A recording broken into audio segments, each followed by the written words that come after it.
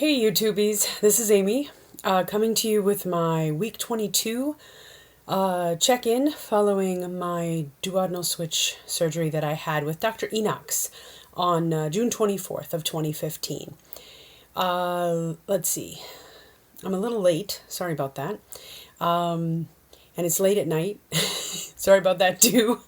But I wanted to get this video out to you guys. At the time of my first consult, I weighed 275 pounds. At my date of surgery, after the liver reduction diet, I weighed 260. Last week I came to you weighing 193 pounds, and this week I come to you weighing 194. I have gained a pound, which is the first time I have gained weight since I started this process. Yeah,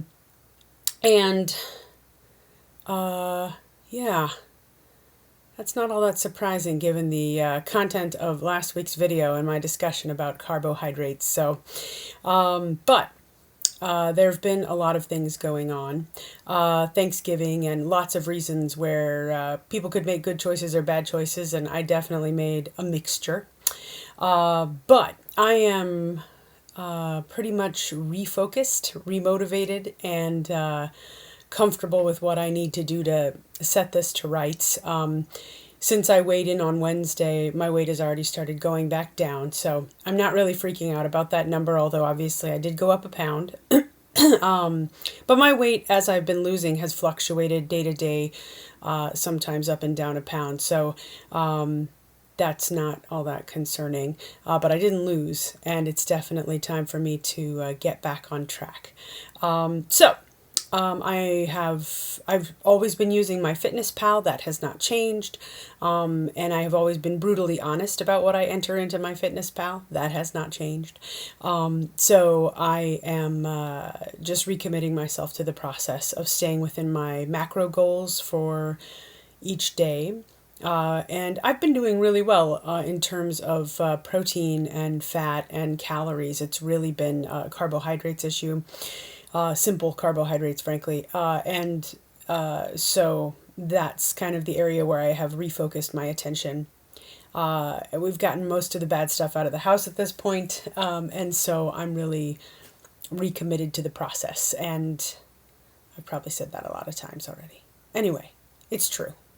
So on some good news, I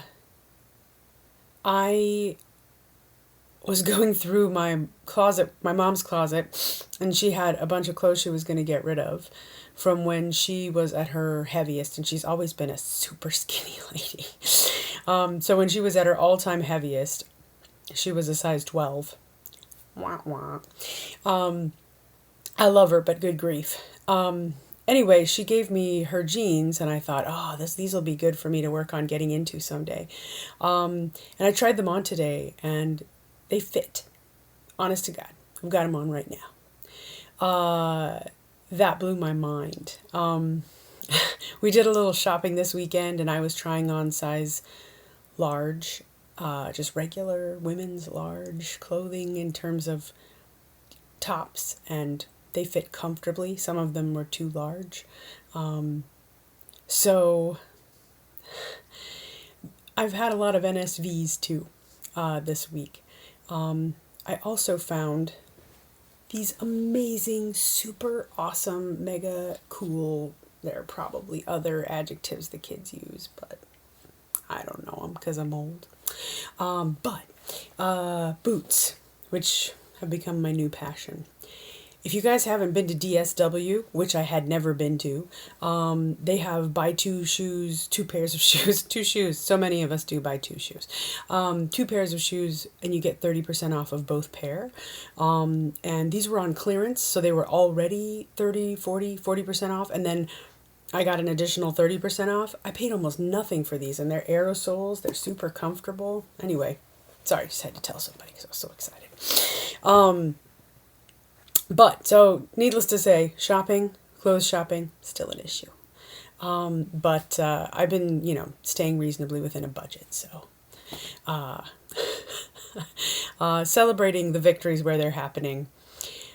keeping myself positive, and obviously getting back to basics, as the vets would say, in terms of the carbs. So I don't have tons to add this week, although I did want to give a shout out to Raw Create this week. She wrote a really good message on one of my posts, talking about sort of how you, I don't know what the best way to describe it is. Hold on just a second, I'll pull it up.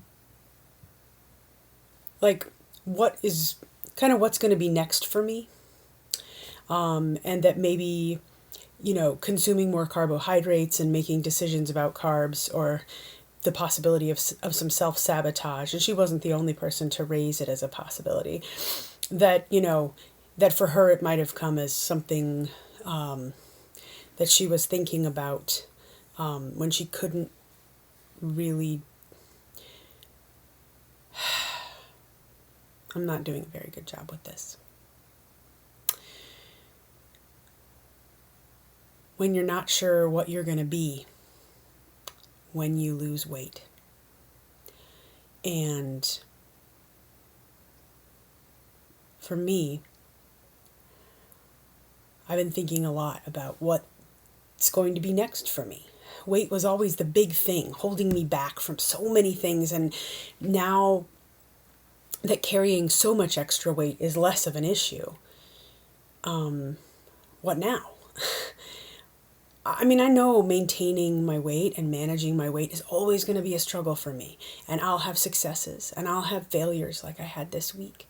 But in the here and now, without weight being such a hindrance, it's easy for me to make decisions about what it is I want to do with my physical activity. That part seems pretty easy. It's easy for me to decide how I want to eat and approach my dietary life. Even if I don't always succeed, it's easy for me to make those goals and plans. But I tell you, working on identity and how I want to define myself, and what I want my goals to be, and finding those new limits and ceilings that aren't weight related, it's been tough to handle emotionally. And I don't know that I have a good answer, at least not for me or anyone yet. But it's something I'm working through. This is really hard. It's exciting and motivating and scary. And I don't really mean that I'm going to be redefining myself, meaning I'm going to be a totally different person and pretend like I don't know the girl in the past. Because frankly, I love that girl. And I know how hard she worked and what she had to work with, health-wise, weight-wise, appearance, perceptions, trying to have, romantic relationships, and I'm impressed with her. I will always admire her, even if I don't look as much like her as I used to. So, sorry. I've got to work through that. And while it's been kind of fun getting shoes, getting clothes, working on hair, makeup, things that I didn't pay that much attention before because I wasn't paying that much attention to my exterior, those are trappings. They're not real. And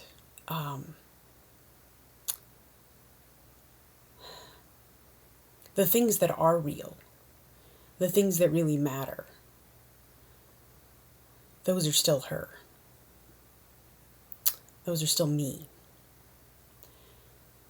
And I think I just need to take time to really internalize that on a regular basis, that just because things are changing on the outside, and yes, some things are changing on the inside, doesn't mean that those foundational pieces, those big support structures, are going to change. And I think maybe that'll help me cope with all the other changes that are going on around me. And on the surface of me. So, anyway, I don't know if anyone else can relate to that. I mean, I'm sure we all have our own paths through. I probably didn't say that the most clear and most articulate way possible, but those are things I'm working with right now. And I really appreciated Rachel raising the issue she did. It's something I've spent a lot of time thinking about before she even raised it, but it really crystallized things for me, as to just how hard this part of the journey is going to be, at least for me.